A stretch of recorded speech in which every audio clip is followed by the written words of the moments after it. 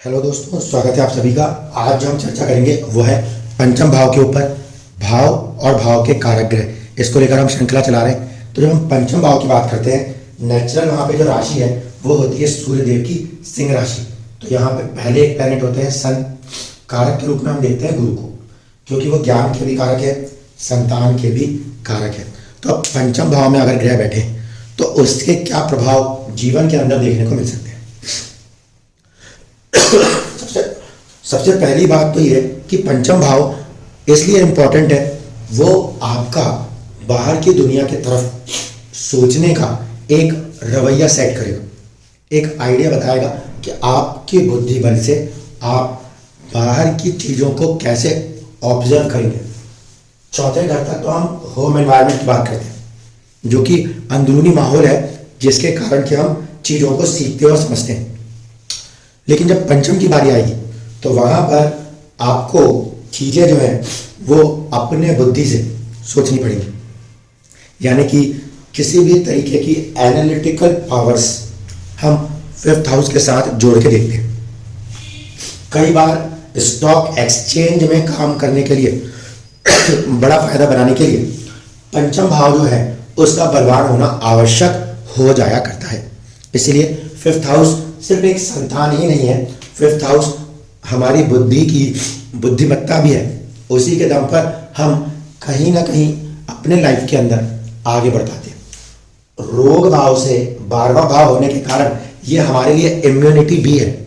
जब हम बीमार होते हैं तो यही हमारे लिए औषधि भी है, और यही भाव कहीं ना कहीं मंत्र उच्चारणों का भी है। इस कारण से हाउस काफ़ी ज़्यादा इम्पॉर्टेंट है।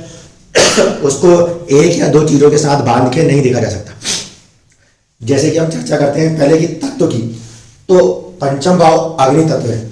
अब इसका अग्नि तत्व का होना, अग्नि तत्व के ग्रहों को वहां बिठाने से बुद्धि में तो तेजी ले आएगा, लेकिन जब बात गर्भ की होगी तो उस स्थिति में कहीं ना कहीं सावधान होना पड़ेगा। इस बात को ध्यान रखिएगा, जब तक कि भाव, भाव का स्वामी और कारक तीनों पीड़ित या प्रभावित ना हो जाए तब तक कोई भी प्रॉब्लम नहीं होगी। लेकिन यदि भाव, भावेश और कारक तीनों ही डैमेज हो गए तो फिर स्थिति विकट हो जाएगी। इसीलिए जब हम बात करें फिफ्थ हाउस की, तो यहाँ पर हर बार जरूरी नहीं हर कुंडली में गुरुदेव वहां बैठे हुए दिखाई देंगे। तो गुरुदेव की प्लेसमेंट को भी समझना पड़ेगा, उस भाव से कहाँ पर बैठे हैं, और दूसरा उस भाव का स्वामी उस भाव के प्रति कैसा बैठा है। मान लीजिए 1 नंबर से बनने वाली कुंडली है और सूर्य पंचम भाव में ही बैठा है, तो ऐसे स्थिति में सिंह राशि के अंदर अगर सूर्य विराजमान है तो यहाँ पे एक रिस्क तो होगा कि एक गर्भ हानि हो सकती है, लेकिन सूर्य खुद उस भाव के स्वामी है और भाव को बलवान कर देंगे। ऐसी स्थिति में गुरुदेव जो है उनकी प्लेसमेंट पॉजिटिव होनी चाहिए कुंडली के अंदर। गुरुदेव की प्लेसमेंट ऐसा ना हो कि 12th हाउस में या 10th हाउस में हो जाए, क्योंकि इससे ये दोनों हाउसेस जो है वो गड़बड़ हो जाएगी। ऐसी स्थिति में कई बार क्या होगा, सूर्य तो ठीक बैठा है, अपने भाव में बैठा है, भाव को बल दे रहा है, सब कुछ कर रहा है, लेकिन गुरु की प्लेसमेंट अगर 10th या फिर 12th में जा रही है तो संतान को लेकर चिंताएं उत्पन्न हो जाएंगी। दूसरा, मेष लगन की कुंडली हो, गुरु की प्लेसमेंट आ जाए यहाँ पर पंचम भाव में। अब गुरु की प्लेसमेंट तो ठीक है, लेकिन परिवर्तन योग से यदि सूर्य और गुरु यहाँ पे प्लेसमेंट चेंज कर ले, फिर ये स्थिति संतान के लिए चिंताजनक हो जाएगी। लेकिन सूर्य का पंचम भाव में बैठना व्यक्ति के अंदर एक प्रकार से कॉन्फिडेंस देगा। दूसरा, ऐसा व्यक्ति किसी भी तरह के पॉलिटिक्स तो नहीं कहेंगे, लेकिन लीडरशिप्स की क्वालिटी के साथ अपनी एजुकेशन और दुनिया के किसी भी चैलेंजेस को फेस कर सकता है। तो सूर्य अगर फिफ्थ हाउस में है, एक प्रकार से वो अपनी राशि में हो तो और भी ज़्यादा स्ट्रांग होकर रिजल्ट्स करने की ताकत दिखाने लगते हैं। सेकंड, सूर्य का गुरु के प्रति बिहेवियर ओके ओके है। ऐसे स्थिति में अग्नि तत्व का ग्रह होकर गुरु, जो कि एक प्रकार से आकाश तत्व है, उनको सपोर्ट कर देता है, वहां पे कोई नुकसान नहीं होने देता, शिक्षा हो जाती है। अब बात करें चंद्रमा की।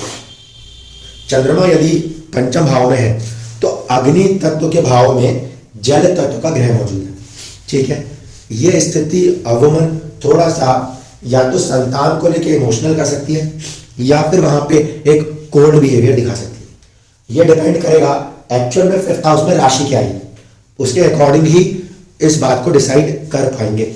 मान लीजिए यहाँ पे कर्क राशि आती है, 6 नंबर का लग्न उदित हो जाता है, ऐसी स्थिति में चंद्रमा यदि यहाँ बैठ गया तो ये इस भाव के लिए सप्तमेश है, वहां पे संतान पे कष्ट आ सकता है।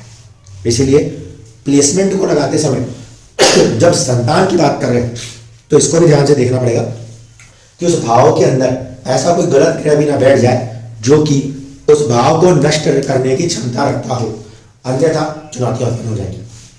चंद्रमा का बिहेवियर गुरु के प्रति ओके है, तो एजुकेशन के अंदर और कहीं ना कहीं प्रॉब्लम सॉल्व करने के लिए ऐसे लोग पब्लिक डीलिंग्स के साथ काम कर सकते हैं। इमोशनली ऐसे लोग बहुत ज्यादा सॉल्यूशंस निकाल सकते हैं। राशि वहां पर शनि की नहीं होनी चाहिए। अगर शनि की राशि है और उसमें चंद्रमा बैठेगा तो वो प्रैक्टिकल हो जाएगा, बहुत ज्यादा व्यक्ति प्रैक्टिकल होकर सॉल्यूशंस निकालने लगेगा। सॉल्यूशंस निकालने के लिए तो अच्छा है, लेकिन जब प्रेम और संतान की बात होगी तो वहां पे शनि की राशि प्रभाव के कारण, शनि का प्रभाव होने के कारण थोड़ा सा चीजें जो है वो दब जाएंगी। इस बात को नहीं भूलना है। अगर चंद्रमा की जगह मान लीजिए यहां पे मंगल को प्लेसमेंट कर दें, मंगल की प्लेसमेंट सूर्य को सपोर्ट करेगी, गुरु को भी सपोर्ट करेगी, लेकिन मिसकैरेज होने का एक रिस्क बनता है, क्योंकि मंगल एक प्रकार से सर्जरी का ग्रह हो जाता है और दूसरा बहुत ही अचानक से काम करता है। सूर्य में अचानक का तत्व नहीं था, मंगल में अचानक का तत्व है। इस कारण से यहाँ पे कई बार मंगल जैसे ग्रह को पंचम भाव में देखते हैं, तब हम ये कहते हैं कि जो संतान है वो मिसकैरेज हो सकती है, स्पेसिफिकली तब जब वो फीमेल चार्ट हो तो, ठीक है। लेकिन ऐसा भी नहीं है कि मंगल यदि बैठ गया तो आप इसी एक रूल को लेकर चल पड़ेंगे कि मंगल का पंचम में बैठना कोई संतान हानि करा देगा, ऐसा भी कुछ नहीं। अगर मंगल शुभ भाव स्वामी है, अच्छे धर्म का स्वामी है और फिर बैठा है, भाव पंचम भावेश के साथ उसका रिश्ता ठीक ठाक होना चाहिए। अगर ऐसा है तो संतान को कोई कष्ट नहीं आएगा। हाँ, उनके जीवन के अंदर थोड़ा सा एंगर एग्रेशन के तत्व देखने को मिल सकते हैं, इससे इनकार नहीं किया जा सकता। तो ये कंडीशन मंगल की यहाँ पे प्लेसमेंट सूर्य को सपोर्ट करती है, गुरु को भी सपोर्ट करती है। मैनेजमेंट के अंदर ऐसे लोग, एग्जीक्यूशन के काम के लिए ऐसे लोग बहुत ही बारीकी के साथ काम कर सकते हैं। अग्नि तत्व का ग्रह अग्नि तत्व की राशि में बैठा है और फिर गुरु को समर्थन कर देता है, तो यहाँ पर मंगल की placement education point of view पे अच्छी होती है। बहुत ही तार्किक, बहुत ही लॉजिकल ऑब्जर्वेशंस ऐसा व्यक्ति अपने दिलो दिमाग में करके चीजों में सॉल्यूशंस निकालने वाला बन जाता है। अगर यहाँ पे प्लेसमेंट हमें दिखाई दे, मान लीजिए शुक्र की प्लेसमेंट यहां पर संतान के प्रति कोई बहुत ज्यादा नेगेटिव रूप तो नहीं दिखाई, क्योंकि वो सौम्य ग्रह है। लेकिन अगर यहां पे शुक्रदेव बैठे तो सूर्य की प्लेसमेंट जो है ना, यानी कि सूर्य के रिस्पेक्ट में बात करें तो थोड़ा सा वो प्रभावित जरूर होगा। ऐसी कंडीशन में व्यक्ति का जो खान पान होगा ना, वो कहीं ना कहीं इस तरीके से हो सकता है जो कि पेट से जनित होने वाले रोगों को दिखाने की कोशिश करने लगे, क्योंकि शुक्र और सूर्य के प्रति आपस में एक तरीके से मित्रता नहीं है। तो जो प्रभावित होगा वो एक्चुअल में सूर्य प्रभावित होगा शुक्र के प्लेसमेंट से। दूसरी चीज होती है कि वहां पे अगर शुक्र की राशि है तो शुक्र बलवान हो जाएगा, चीजों को काफी हद तक संभाल लेगा। गुरु को भी वो कहीं ना कहीं थोड़ा सा कमजोर करेगा, क्योंकि वो भी उसके लिए अति शत्रु स्थिति है। लेकिन फिर से कह रहा हूं, संतान के मामले में वो कोई नुकसान कर दे ऐसा नहीं कहा जा सकता। अगर उस भाव के ऊपर शनि मंगल, शनि राहु, राहु मंगल या केतु जैसे ग्रहों का प्रभाव है, यानी कि बहुत ही ज्यादा भाव ऐसे ग्रहों से पीड़ित है जो कि लाइफ के अंदर सेपरेशन दिखाते हैं, तो फिर चुनौतियां कही जा सकती है। अन्यथा सिर्फ शुक्र का बैठना जो है वो कोई नेगेटिव नहीं होगा। हाँ, एजुकेशन को थोड़ा कम कर सकता है, यानी कि कॉलेज लेवल की एजुकेशन को कम कर सकता है, लेकिन कंडीशन वही होगी। वहां पे यदि शुक्र अपनी राशि का बैठा है तो भी भाव और भावेश ठीक ठाक स्थिति में काफी हद तक चीजों को संभाल ले जाएंगे। अगर दूसरे किसी ग्रह की राशि में बैठा है तब ये बात आपको लगानी पड़ेगी। इसके बाद गुरु खुद यहां बैठ जाए, जुपिटर के हाउस में प्लेसमेंट वैसे तो कारक के हिसाब से तो ठीक है, लेकिन ध्यान रखिएगा ये नियम वृषभ लगन पर लागू नहीं हो पाएगा। वृषभ लगन के लिए गुरु जो है वो अष्टम और 11th हाउस का लॉर्ड हो जाता है। ऐसे स्थिति में यदि वृषभ लगन में गुरु पंचम में बैठा हुआ मिलता है तो संतान उत्पत्ति में विलंब होने की संभावना बढ़ा देता है, पहला। दूसरा, अपने से साथ धराई यानी कि माणक स्थान का स्वामी हो जाता है, तो संतान की आयु पे भी कष्ट की स्थिति देने में सफल हो जाता है। इसलिए सिर्फ वृषभ लगन में इस बात को ज्यादा अहमियत देखनी पड़ेगी कि वह अष्टम और 11th लॉर्ड होने के कारण, एक आदर्श के स्वामी होने के कारण उल्टे प्रभाव भी दिखा सकता है, क्योंकि वो फर्स्ट हाउस लग्नेश शुक्र का मित्र नहीं होता। अगर यहां पे सूर्य के बाद, गुरु के बाद, शुक्र के बाद शनि जैसे ग्रह की बात करूं तो शनि की जो यहां पर प्लेसमेंट है ये विवाह में विलंब की स्थिति दिखा सकती है, ठीक है। अब यहां पे विवाह में विलंब क्यों कह रहा हूं? पहली चीज तो ये कि शनि का सूर्य के प्रति जो रवैया है वो थोड़ा सा न्यूट्रलाइज हो जाएगा, बहुत ज्यादा हैवी डैमेज नहीं करेगा। लेकिन यहां पे जब भी शनि की प्लेसमेंट देखी गई है तो कहीं ना कहीं ऐसा पाया गया है कि हमारा जो पाचन तंत्र है, क्योंकि सूर्य का यहाँ पंचम भाव पेट है, पुरुषों के लिए पेट और महिलाओं में हम उसको गर्भ कहने लगते हैं। तो जब हम पेट की बात कर रहे हैं तो वहां पे रोग का कारक ग्रह शनि पंचम में बैठे तो पेट संबंधित रोग देने की कोशिश कर सकता है। सूर्य का काम है अग्नि को बनाए रखना ताकि खाना पचे। शनि एक ठंडा ग्रह है, ऐसे स्थिति में अपच की स्थिति पेट के अंदर प्रॉब्लम बन सकती है। दूसरा, गुरु के प्रति शनि का व्यवहार ठीक है, न्यूट्रल है, लेकिन शनि की तीसरी दृष्टि जो होती है वो सीधे आ जाती है सप्तम में। इस स्थिति में शनि की तीसरी दृष्टि सप्तम पे होने के कारण या तो उसको चुनौतियां देने लगती है या फिर देरी करने लगती है। इस कारण से शनि यदि पंचम में बैठा वो डिले का फैक्टर है, तो या तो शादी देर से करा के संतान को भी देर से देगा, या शादी करा देता है तो शादी के अंदर ही ऐसी बाधाएं उत्पन्न करके रख देगा कि 36 साल की उम्र के पहले संतान प्राप्त ना हो सके। फिर आपको वहां पे राशि प्रभाव, नक्षत्र प्रभाव सब लगाने पड़ेंगे, क्योंकि वो क्रूर ग्रह होकर खुद बैठा हुआ है। अगर और भी किसी एक या दो क्रूर ग्रहों ने दृष्टि दे दी तो गर्भपात भी संभव हो जाएगा। ऐसे लोग दिमाग से अगर काम करने की बात करें तो बहुत ही ज्यादा एग्रेसिव होकर काम नहीं करते, क्योंकि शनि थोड़ा सा धीमे स्लोली काम करता है, लेकिन ये नेगेटिव नहीं होते। इनकी ताकत क्या है कि ये चीजों को पहले बहुत लंबे समय तक ऑब्जर्व करते हैं फिर रिएक्ट करते हैं, ठीक है। शनि की यहां पर प्लेसमेंट, इस भाव के अंदर प्लेसमेंट बुद्धि बल के हिसाब से चीजें थोड़ा स्लोली करके सीखेंगे, प्रैक्टिकल होकर सीखेंगे, थ्योरेटिकल नहीं। इसीलिए कई बार ऐसे लोग बहुत ही जो बारीक सलाह होती है, परफेक्शन जिसे कहते हैं, परफेक्शन के लिए शनि की यहाँ पे प्लेसमेंट बुद्धि में एक अजीब सा परफेक्शन लेने की कोशिश करती है। तो उस लिहाज से कहा जा सकता है कि चीजें ठीक है, लेकिन असर जो है वो वैवाहिक जीवन के ऊपर, असर जो है वो संतान संबंधित चीजों के ऊपर पड़ता नजर आता है। और कभी कभी शनि की यहाँ की प्लेसमेंट इस भाव से उसका कहीं संबंध होता है तो ऐसा देखने को मिलता है कि कॉलेज एजुकेशन में थोड़ा सा गैप आ जाता है, यानी कि 12th के बाद डायरेक्टली एडमिशन ना लेकर 1 या 2 साल व्यक्ति थोड़ा सा दूसरी चीजों में ट्राई करने में निकल जाता है। तो ये परिस्थितियां बनती हैं। अगर बात करें बुध की प्लेसमेंट यहाँ पर ओके होती है, वायु तत्व का ग्रह है, ठीक है, और फायर एलिमेंट को सपोर्ट ही करता है। बुध का प्लेसमेंट दिमाग को तो एक्टिव रखता ही रखता है, उसमें कोई नेगेटिव नहीं है। लेकिन एक चीज ध्यान रखिएगा, जब बुध यहाँ पे बैठे तो बुध के पास नेचुरली 6th हाउस की ऊर्जा है, 3rd हाउस की ऊर्जा है। ऐसे में कभी कभी देखने को ये मिल जाता है कि संतान जो है उनमें किसी प्रकार से कोई छोटे मोटे रोग निकल के आ जाते हैं।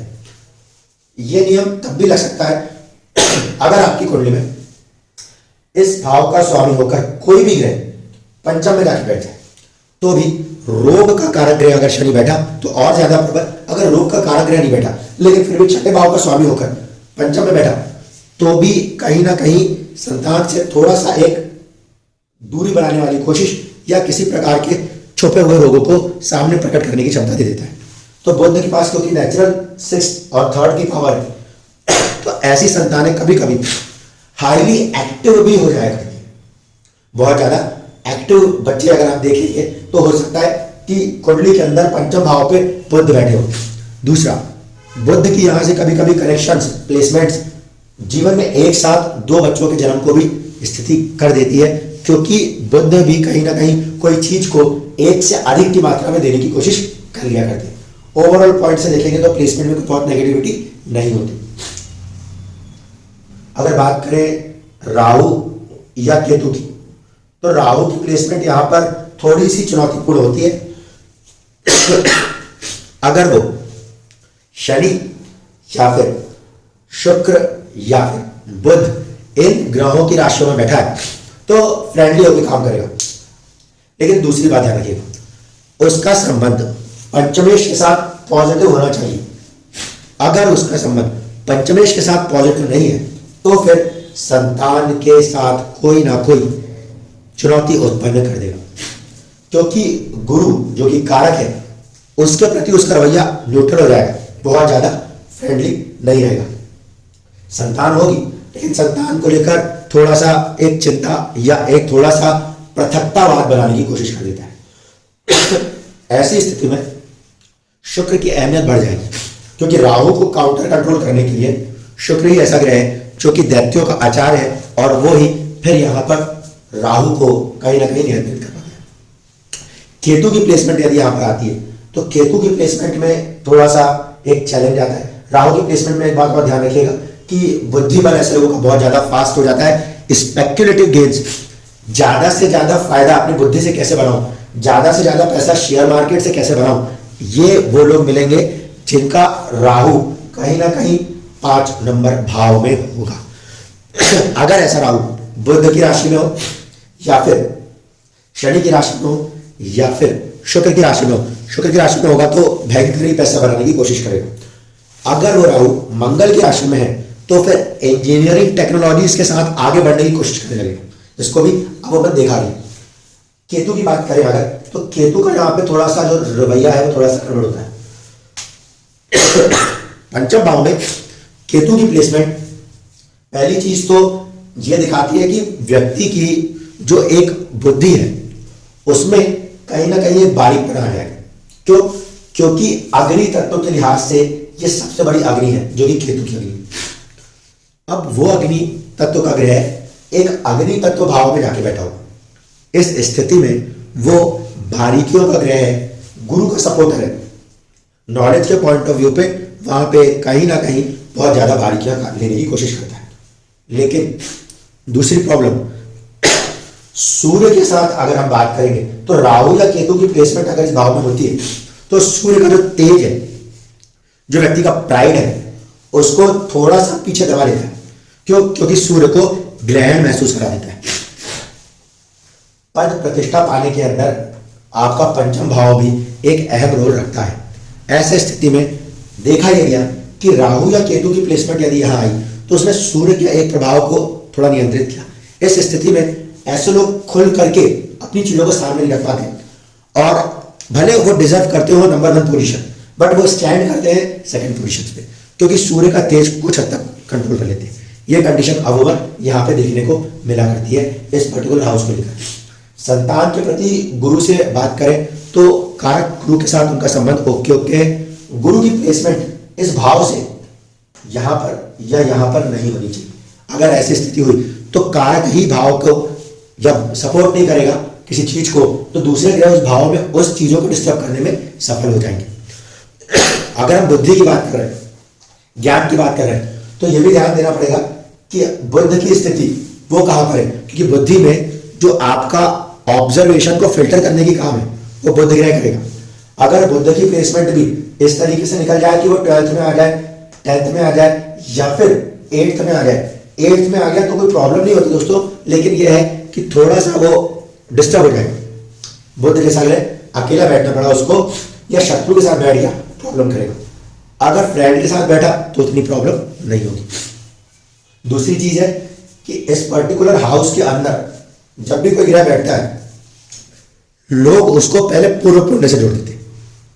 इस कारण से इस बात को समझिएगा कि पंचम भाव में जब कोई ग्रह बैठा होता है तो वो नेचुरल एनर्जी से काम करता है। पहला भाव, पंचम और नवम, ये तीनों के तीनों त्रिकोण है और ये बहुत ही नेचुरल एनर्जी से काम करते हैं। इसीलिए इनमें बैठे हुए ग्रह जो है वो आप कोई मेहनत कर रहे हो या नहीं कर रहे हो उससे बहुत ज्यादा उसे फर्क नहीं पड़ता।